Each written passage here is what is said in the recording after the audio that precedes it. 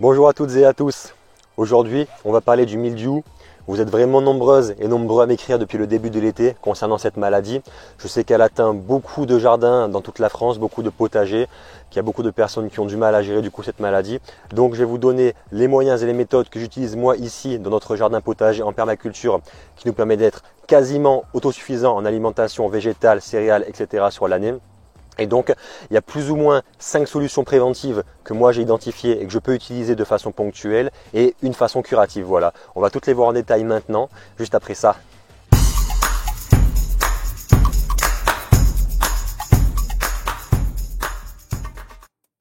Parmi les différentes solutions préventives qu'on peut avoir pour prévenir la venue du mildiou sur nos cultures, la solution numéro 1, c'est d'entretenir de bonnes conditions de culture sur toute l'année. La tomate, elle aime être exposée en plein soleil, donc lui offrir une exposition bien ensoleillée dès le départ. Elle aime avoir de l'air, donc pas forcément une situation hyper venteuse où il y aurait beaucoup par exemple de vent d'est ou de mistral, mais où l'air peut circuler entre les plants ou autour des plants, comme on peut le voir ici sur la zone.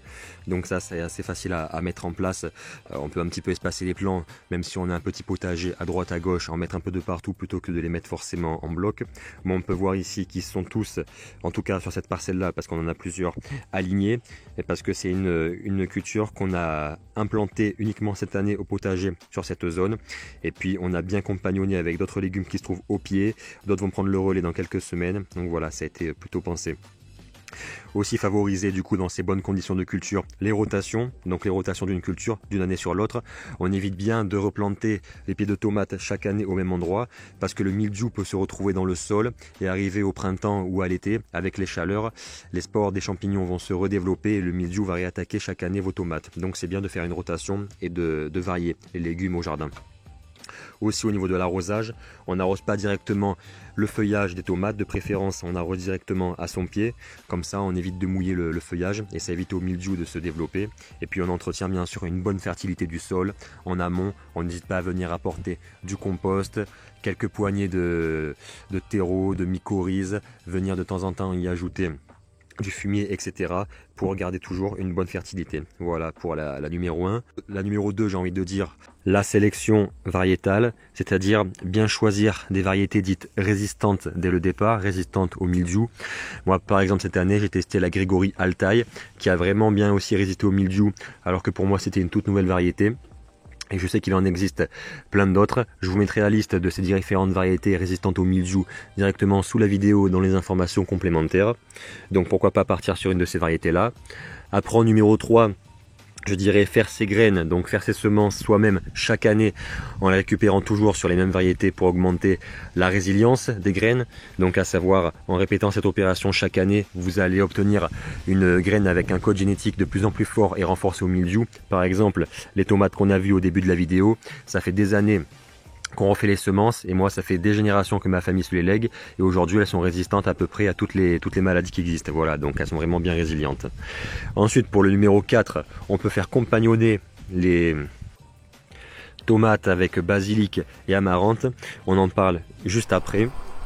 Au niveau des bonnes associations de culture à mettre en place avec la tomate, la plus connue je pense c'est le basilic. Ici on peut voir que je mets des basilics pourpres de Marseille, taille, etc. au pied directement des cultures de tomates. Il a été prouvé que ça repousse le mildiou, donc des solanacées, famille de la tomate. C'est pourquoi on en met un petit peu de partout.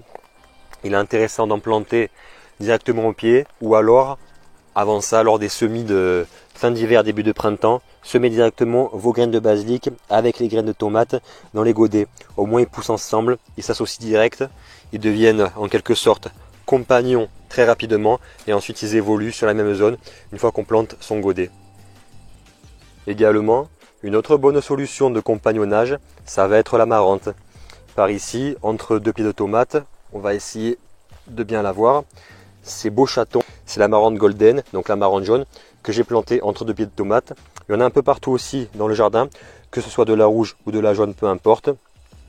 Et cette superbe plante de la famille des amarantacées, qui a mille et une vertus en cuisine, permet aussi en fait de stopper littéralement la propagation des maladies cryptogamiques d'une plante vers l'autre. Donc en fait, une maladie cryptogamique, ça va être un champignon, comme le mildiou, comme l'oïdium. Planter de l'amarante un peu partout au jardin, ça va permettre de lutter contre la propagation de ce champignon d'un plant vers l'autre. Donc en fait, c'est un rempart entre les plants pour contrer ces maladies cryptogamiques. Vraiment intéressant donc à planter pour lutter contre le mildiou.